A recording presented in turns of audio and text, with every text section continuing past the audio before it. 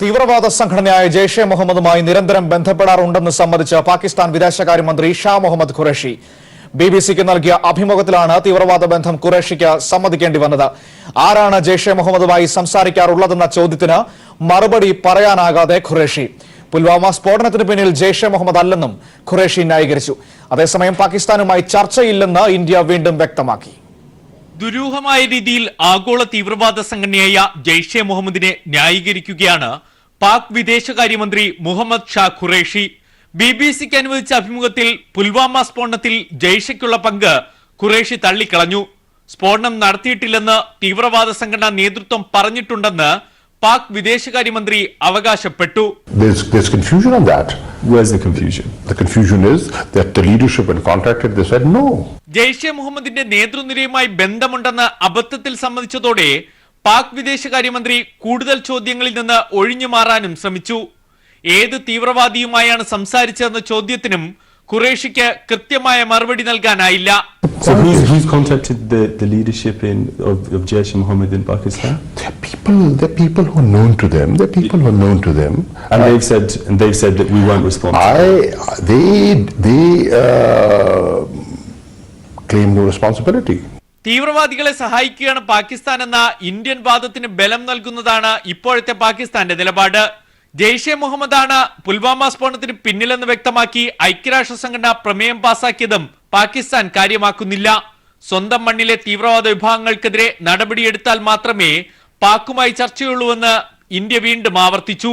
ചർച്ചയാകാമെന്ന ഇമ്രാൻഖാൻ നിലപാട് ഇന്ത്യ തള്ളി. മധ്യസ്ഥ ചർച്ചയെന്ന ആവശ്യവും ഇന്ത്യ അംഗീകരിക്കുന്നില്ല. News bureau, Delhi. ഇന്ത്യ നടത്തിയ വ്യോമാക്രമണത്തിൽ ജെയ്ഷെ മുഹമ്മദിന്റെ കേന്ദ്രങ്ങൾ തകർന്നു വീണതിന് തെളിവുണ്ടെന്ന് സൈന്യം. ബലാക്കോട്ടിൽ ജെയ്ഷെ മുഹമ്മദിന്റെ 4 കെട്ടിടങ്ങൾ തകർന്നു. റഡാർ ദൃശ്യങ്ങൾ സൈന്യത്തിന്റെ പക്കലുണ്ട്. അതേസമയം വ്യോമസേന വിംഗ് കമാൻഡർ അഭിനന്ദ് വർദ്ധമാനെ ആരോഗ്യ പരിശോധനയ്ക്കായി ദില്ലിയിലെ സൈനിക ആശുപത്രിയിൽ പ്രവേശിപ്പിച്ചു. ജെയ്ഷെ മുഹമ്മദിന്റെ ഏറ്റവും വലിയ തീവ്രവാദ ക്യാമ്പായ ബലാക്കോട്ടിൽ വലിയ നാശനഷ്ടങ്ങൾ വ്യോമാക്രമണത്തിലൂടെ ഉണ്ടായി. കൃത്യമായ പ്ലാനിങ്ങോടെ നടപ്പിലാക്കിയ ആക്രമണത്തിൽ കെട്ടിടങ്ങൾ തകരുന്നതിന്റെ റഡാർ ദൃശ്യങ്ങൾ കയ്യിലുണ്ടെന്ന് സൈനിക കേന്ദ്രങ്ങൾ വെളിപ്പെടുത്തി. 4 കെട്ടിടം ബലാക്കോട്ടിൽ ഉണ്ടായിരുന്നു. മസൂദ് അസ്ഹറിന്റെ സഹോദരൻ താമസിച്ചിരുന്ന ഗസ്റ്റ് ഹൌസ്, എൽ ഷേപ്പുള്ള മറ്റൊരു കെട്ടിടം, തീവ്രവാദ പരിശീലനത്തിനായി എത്തുന്നവർക്കും പരിശീലനം പൂർത്തിയായവർക്കും താമസിക്കാൻ 2 കെട്ടിടങ്ങൾ എന്നിവയാണ് ആകെ ഉണ്ടായിരുന്നത്. ഇതെല്ലാം ഇന്ത്യൻ വ്യോമസേന തകർത്തു. സാറ്റലൈറ്റ് ചിത്രങ്ങൾ സൈന്യം ശേഖരിച്ചു വരികയാണ്. നിലവിൽ സൈന്യത്തിന്റെ സിന്തറ്റിക് അപ്രേറ്റ്സ് റഡാറിൽ നിന്നുള്ള ദൃശ്യങ്ങൾ കൈവശമുണ്ടെന്നും ആവശ്യമായ സമയത്ത് പരസ്യപ്പെടുത്തുമെന്നും സൈനിക കേന്ദ്രങ്ങൾ അറിയിച്ചു. ആക്രമണത്തിന് മിറാഷ് വിമാനത്തിൽ ഇസ്രായേലി മിസൈലായ S-2000 ആണ് ഉപയോഗിച്ചത്. ജാമർ പ്രതിരോധങ്ങളെ തകർത്ത് ലക്ഷ്യസ്ഥാനത്തെത്താൻ പ്രത്യേക വൈദഗ്ധ്യമുള്ള ഇസ്രായേലി മിസൈൽ ഭൂമിക്കുള്ളിൽ എത്തിയ ശേഷമാണ് പൊട്ടിത്തെറിക്കുക. ഇതുവഴി ഭൂമി താഴ്ന്നു പോകും. ബലാക്കോട്ടിൽ അതാണ് സംഭവിച്ചത്. ഇന്ത്യൻ ആക്രമണത്തിന് ശേഷം പാകിസ്ഥാൻ സൈന്യം സ്ഥലം സീൽ ചെയ്തത് സംശയമുണ്ടാക്കുന്നു. മാധ്യമപ്രവർത്തകരെ പ്രവേശിപ്പിക്കുമെന്ന് ആദ്യം പറഞ്ഞെങ്കിലും പിന്നീട് ആ നിലപാടിൽ നിന്ന് പിന്നോട്ടു പോയി. അതേസമയം പാകിസ്ഥാനിൽ നിന്ന് മോചിപ്പിച്ച വിംഗ് കമാൻഡർ അഭിനന്ദ് വർദ്ധമാനെ ദില്ലിയിലെ സൈനിക ആശുപത്രിയിൽ പ്രവേശിപ്പിച്ചു. അദ്ദേഹത്തിന് പൂർണ്ണ ആരോഗ്യ പരിശോധന നടത്തുമെന്ന് സൈന്യം നേരത്തെ അറിയിച്ചിരുന്നു. News bureau, Delhi. വർദ്ധമാനെ വിട്ടയച്ചതിനു ശേഷം അതിർത്തിയിൽ സംഘർഷം തുടരുകയാണ്. പാകിസ്ഥാൻ പലതവണ വെടിനിർത്തൽ കരാർ ലംഘിച്ചു. ജനവാസ മേഖലകളിലേക്കും പാകിസ്ഥാൻ തുടർച്ചയായി ആക്രമണം നടത്തുകയാണ്. പുഞ്ചിൽ പാകിസ്ഥാൻ നടത്തിയ ഷെല്ലാക്രമണത്തിൽ ഒരു കുടുംബത്തിലെ 3 പേർ കൊല്ലപ്പെട്ടു.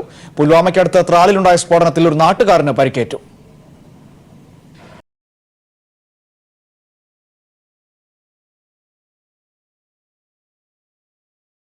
കരാർ ലംഘിക്കുന്നത് പാകിസ്ഥാൻ തുടർന്നു. പൂഞ്ച് ജില്ലയിലെ സലോത്രിയിൽ പാകിസ്ഥാൻ നടത്തിയ ഷെല്ലാക്രമണത്തിൽ ഒരു കുടുംബത്തിലെ 2 കുട്ടികൾ ഉൾപ്പെടെ 3 പേർ കൊല്ലപ്പെട്ടു. പൂഞ്ച് ജില്ലയിലെ തന്നെ മാൻകോട്ട് മേഖലയിലും പാക് വെടിവയ്പുണ്ടായി. പ്രദേശവാസിയായ യുവതിക്ക് പരുക്കേറ്റു. പ്രദേശത്ത് തുടർച്ചയായ 8ാം ദിവസമാണ് വെടിവയ്പുണ്ടാകുന്നത്. പുൽവാമയ്ക്കടുത്ത് ത്രാലിൽ ഭീകരർ സുരക്ഷാ സേനയുടെ വാഹനം ലക്ഷ്യമാക്കി സ്ഫോടനം നടത്തി. ഒരു നാട്ടുകാരന് സംഭവത്തിൽ പരുക്കേറ്റിട്ടുണ്ട്. പൂഞ്ച് ജില്ലയിലെ കൃഷ്ണഘട്ടി, ബാലാക്കോട്ട് പ്രദേശങ്ങളിലും പാക് പ്രകോപനം തുടരുകയാണ്. തുടർച്ചയായ ഏറ്റുമുട്ടലുകളുടെ പശ്ചാത്തലത്തിൽ അതിർത്തി ജില്ലകളായ രജൌരി, പൂഞ്ച് എന്നിവിടങ്ങളിലെ വിദ്യാഭ്യാസ സ്ഥാപനങ്ങൾക്ക് അവധി പ്രഖ്യാപിച്ചു. അതിർത്തി ഗ്രാമങ്ങളിൽ നിന്ന് പലരും വീടൊഴിഞ്ഞു പോകുകയാണ്. പുൽവാമ സംഭവത്തിന് ശേഷം മാത്രം 40ലേറെ തവണ പാകിസ്ഥാൻ വെടിനിർത്തൽ കരാർ ലംഘിച്ചു. അതേസമയം ഹിമാചലിലെ അവലാഞ്ചിൽ മഞ്ഞിൽ കുടുങ്ങിയ 5 സൈനികരിൽ ഒരാളുടെ മൃതദേഹം തെരച്ചിലിനിടെ കണ്ടെത്തി. News bureau, Delhi. ദില്ലിയിൽ കോൺഗ്രസ് ആം ആദ്മി പാർട്ടി സഖ്യമില്ല. 6 ലോക്സഭാ മണ്ഡലങ്ങളിൽ ആം ആദ്മി പാർട്ടി സ്ഥാനാർത്ഥികളെ പ്രഖ്യാപിച്ചു. വെസ്റ്റ് ഡൽഹി ഒഴികെയുള്ള സ്ഥലങ്ങളിലാണ് പ്രഖ്യാപനം നടന്നത്. ശരത്ത് നൽകും വിശദാംശങ്ങൾ. ശരത്ത്, എന്തൊക്കെയാണ് ഇതുമായി ബന്ധപ്പെട്ട വിവരങ്ങൾ? ശരത്ത്, കേൾക്കാമോ?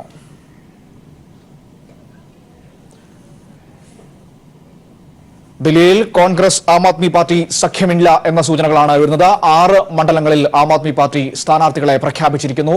വെസ്റ്റ് ദില്ലി ഒഴികെയുള്ള മണ്ഡലങ്ങളിലാണ് സ്ഥാനാർത്ഥികളെ പ്രഖ്യാപിച്ചിരിക്കുന്നത്. നേരത്തെ തന്നെ ദില്ലിയിൽ കോൺഗ്രസ് ആം ആദ്മി പാർട്ടി സഖ്യം സംബന്ധിച്ച് ധാരാളം ഭിന്നതകൾ നിലനിന്നിരുന്നു. ഒറ്റയ്ക്ക് മത്സരിക്കണമെന്ന നിലപാടിലായിരുന്നു കോൺഗ്രസിലെ ചില നേതാക്കൾ. ഏതായാലും ഇപ്പോൾ സഖ്യമില്ല എന്നാണ് നമുക്ക് നിലവിൽ മനസ്സിലാക്കാൻ വേണ്ടി കഴിഞ്ഞത്. അതിന്റെ ഭാഗമായി തന്നെ ആം ആദ്മി പാർട്ടി 6 മണ്ഡലങ്ങളിൽ സ്ഥാനാർത്ഥികളെ പ്രഖ്യാപിക്കുകയും ചെയ്തു.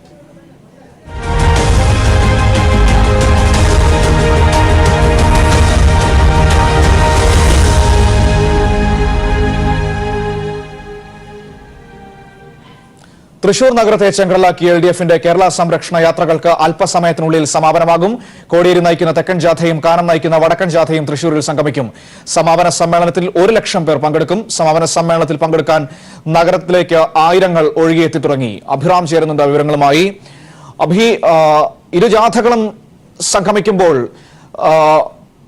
ആവേശമായി വലിയ ജനക്കൂട്ടമാണോ ഇപ്പോൾ സാംസ്കാരിക നഗരിയിലേക്ക് ഒഴുകിയെത്തുന്നത്?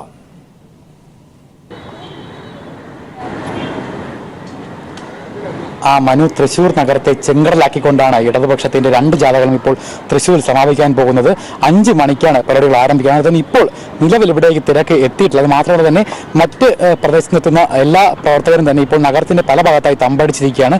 തുടർന്ന് പ്രകടനമായിരിക്കും ഇവിടേക്ക് എത്തുക. ഇത്തവണ വലിയ പഠനം ഒഴിവാക്കി ചെറിയ ഏരിയ കമ്മിറ്റി, ലോക്കൽ കമ്മിറ്റി തലത്തിലുള്ള പഠനങ്ങൾ മാത്രമായിരിക്കും ഇത്തവണ ഉണ്ടാവുക. അതനുസരിച്ചായിരിക്കും ഇവിടേക്ക് പ്രവർത്തകർ എത്തിച്ചേരുക. എന്തായാലും മുഖ്യമന്ത്രിയാണ് പരിപാടി ഉദ്ഘാടനം ചെയ്യുന്നത്. 5 മണിക്ക് തന്നെ മുഖ്യമന്ത്രി ഉദ്ഘാടന ചടങ്ങ് നിർവഹിക്കും. ഈ അവസരത്തിൽ വളരെ ഒരു ജനപങ്കാളിത്തം തന്നെ ഇവിടെ പ്രതീക്ഷിക്കുന്നുണ്ട്. വലിയ തോതിലുള്ള ജനപങ്കാളിത്തം ഇവിടെ ഇപ്പോൾ തന്നെ നഗരത്തിന്റെ പല ഭാഗത്തായി CPM പ്രവർത്തകർ തമ്പടിക്കുന്നുമുണ്ട്. ഇത് കൂടാതെ തന്നെ കോടിയേരി ബാലകൃഷ്ണന്റെയും കാനത്തിന്റെയും ജാഥകൾ ഇവിടെ സമാപിക്കും. കാനത്തിന്റെ ജാഥ നമുക്കറിയാം, കാനത്തിന്റെ വടക്കൻ മേഖല ജാഥയും കോടിയേരിയുടെ തെക്കൻ മേഖല ജാഥയും വളരെ ജനപങ്കാളിത്തത്തോടെ ജനലക്ഷങ്ങളുടെ പിന്തുണ ഏറ്റുവാങ്ങിയാണ് ഇവിടേക്ക് എത്തിച്ചേർന്നത്. ഈ ജനലക്ഷങ്ങൾ പങ്കുചേർന്ന യാത്ര തൃശ്ശൂർ സമാപിക്കുമ്പോഴും വലിയ ജനപങ്കാളിത്തം തന്നെയാണ് തൃശ്ശൂരുമുള്ളത്. ലക്ഷങ്ങൾ അണിചേരുന്ന മാർച്ചും അതുപോലെ തന്നെ ലക്ഷങ്ങൾ അണിനിരക്കുന്ന വലിയ പൊതുസമ്മേളനമാവും തൃശ്ശൂർ ഉണ്ടാവുക. അതിന്റെ എല്ലാ ഒരുക്കങ്ങളും ഇപ്പോൾ തൃശ്ശൂരിൽ പൂർത്തിയായി വരുന്നുണ്ട്. ഈ ചടങ്ങ് ഇവിടേക്ക് എത്തുന്ന ജനങ്ങളെല്ലാം തന്നെ പൂർണ്ണമായി ഉൾക്കൊള്ളാൻ വേണ്ടി തന്നെ തേക്കിൻകാട് മൈതാനത്താണ് പരിപാടി അരങ്ങേറുക. തേക്കിൻകാട് മൈതാനിയിൽ പൂർണ്ണമായി തന്നെ വലിയ ജനപങ്കാളിത്തം ഉണ്ടാകുന്നത് ഉറപ്പാണ്. ഇത് കണക്കിലെടുത്ത് തന്നെ സംഘാടകർ വലിയ ഒരുക്കങ്ങളും ഇവിടേക്ക് ഏർപ്പെടുത്തിയിട്ടുമുണ്ട്. പൊതുജനങ്ങൾക്കും വാഹനങ്ങൾക്കും ഇത്തവണ ബുദ്ധിമുട്ടുണ്ടാകാതിരിക്കാൻ പ്രത്യേകം ശ്രമിക്കുന്നുമുണ്ട്. ട്രാഫിക് തടസ്സങ്ങൾ ഒഴിവാക്കി പരമാവധി ചെറിയ പ്രകടനങ്ങൾ മാത്രമാണ് ഇവിടേക്ക് എത്തുക. മറ്റ് പ്രവർത്തകരെല്ലാം തന്നെ പമ്പയ്ക്ക് നടത്തുന്ന ചെറിയ പ്രകടനങ്ങൾ തന്നെ ഇവിടേക്ക് എത്തിച്ചേരുകയും ചെയ്യും. കോടിയേരി ബാലകൃഷ്ണന്റെ തെക്കൻ മേഖല ജാഥ എറണാകുളം ജില്ലയിലെ പര്യടനം പൂർത്തിയാക്കിയാണ് ഇപ്പോൾ തൃശ്ശൂരിലേക്ക് എത്തുന്നത്. അതുപോലെ തന്നെ കാനത്തിന്റെ ജാഥ കാനത്തിന്റെ ജാഥ എറണാകുളത്ത് നിന്നും മറ്റുമാണ് ഇവിടേക്ക് എത്തുന്നത്. എന്തായാലും ഈ 2 ജാഥയ്ക്കും വലിയ ജനപങ്കാളിത്തമാണ് കേരളം ഒട്ടാകെ ലഭിച്ചത്. അതിനാൽ തന്നെ ഇന്നും ഇവിടെ തൃശ്ശൂരേക്ക് എത്തുമ്പോഴും വലിയ ജനപങ്കാളിത്തം തന്നെ പ്രതീക്ഷിക്കുന്നുണ്ട്. വലിയ തരത്തിൽ ജനങ്ങൾ ഇവിടേക്ക് ഒഴുകി എത്തുന്ന ഒരു കാഴ്ച നമുക്കിപ്പോൾ കാണാൻ വേണ്ടി കഴിയുന്നുണ്ട്. എന്തായാലും ഈ തേക്കിൻകാട് മൈതാനിയിൽ ജാഥ സമാപിക്കാനിരിക്കെ ഈ വലിയ ജനപങ്കാളിത്തം തന്നെ ഇവിടേക്കുണ്ട്. ഈ ഘട്ടത്തിൽ പറയാൻ കഴിയുന്ന മറ്റൊരു കാര്യം, കഴിഞ്ഞ ഏതാനും ദിവസങ്ങളായി തന്നെ മുഖ്യമന്ത്രി പൊതുപരിപാടികൾ മറ്റും റദ്ദാക്കിയിരുന്നു. അദ്ദേഹത്തിന്റെ ആരോഗ്യത്തിൽ ശബ്ദത്തിൽ പ്രശ്നമുണ്ട്. പക്ഷേ ഇന്ന് ഇവിടെ അദ്ദേഹം പ്രസംഗിക്കുമെന്ന് പറയുമ്പോൾ തന്നെ വലിയ ആവേശമുണ്ട് പ്രവർത്തകർക്കെല്ലാം തന്നെ. അതിനാൽ തന്നെ വലിയ മുഖ്യമന്ത്രി ഉദ്ഘാടനം ചെയ്യുന്ന പരിപാടിയാണ് തന്നെ വലിയ ജനപങ്കാളിത്തം ഇവിടേക്ക് എത്തുന്നുമുണ്ട്. മനു, അഭിറാമാണ് വിവരങ്ങൾ തൃശ്ശൂരിൽ നിന്ന് നൽകിയത്. ഇരു ജാഥകളും അല്പസമയത്തിനകം തന്നെ തൃശ്ശൂരിൽ സംഗമിക്കും. അതിന്റെ ഒരുക്കങ്ങളെല്ലാം പൂർത്തിയായി കഴിഞ്ഞിരിക്കുന്നു. 1 ലക്ഷം പേർ പങ്കെടുക്കുന്ന റാലി അടക്കമുള്ള കാര്യങ്ങൾ ഉണ്ടാകുമെന്നാണ് അറിയാൻ വേണ്ടി കഴിയുന്നത്. ചെറു പ്രകടനങ്ങളായിട്ടാണ് സമ്മേളന നഗരിയിലേക്ക് പ്രവർത്തകർ എത്തുക. ദില്ലിയിൽ കോൺഗ്രസ് ആം ആദ്മി പാർട്ടി സഖ്യമില്ല. 6 ലോക്സഭാ മണ്ഡലങ്ങളിൽ ആം ആദ്മി പാർട്ടി സ്ഥാനാർത്ഥികളെ പ്രഖ്യാപിച്ചു. വെസ്റ്റ് ദില്ലി ഒഴികെയുള്ള മണ്ഡലങ്ങളിലാണ് പ്രഖ്യാപനം നടന്ന വിവരങ്ങളുമായി ശരത്ത് ചേരുന്നു. ശരത്ത്, ദില്ലി ഒറ്റയ്ക്ക് മത്സരിക്കാനാണോ ആം ആദ്മി പാർട്ടിയുടെ തീരുമാനം? ഇപ്പോൾ അവർ പ്രഖ്യാപിച്ചിരിക്കുന്ന സ്ഥാനാർത്ഥികൾ ഏതൊക്കെയാണ്? ശരത്ത്, നേരത്തെ കോൺഗ്രസുമായി ആം ആദ്മി പാർട്ടി സഖ്യം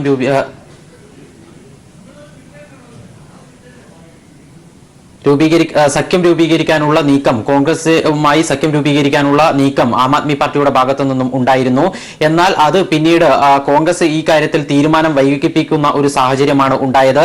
ഇതോടുകൂടിയാണ് ആം ആദ്മി പാർട്ടി 7 മണ്ഡലങ്ങളുള്ള ദില്ലിയിൽ 6 സീറ്റുകളിലെ സ്ഥാനാർത്ഥികളെ ഇപ്പോൾ പ്രഖ്യാപിച്ചിരിക്കുന്നത്.